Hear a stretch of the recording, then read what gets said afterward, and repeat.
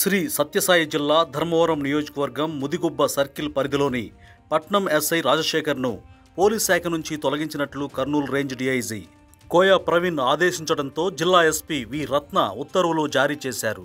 న్యాయం కోసం పట్నం పోలీస్ స్టేషన్కు వచ్చిన ఓ మహిళను ఎస్ఐ లైంగికంగా వేధించడంతో ఈ నిర్ణయం తీసుకున్నారు. ఈ విషయంలో డీఐజీ ప్రవీణ్, ఎస్పీ రత్న చర్యలను ప్రజలు ప్రశంసిస్తున్నారు. రాజశేఖర్పై ఆరోపణలు రావడంతో వెంటనే అతన్ని వీఆర్కు పంపించారు.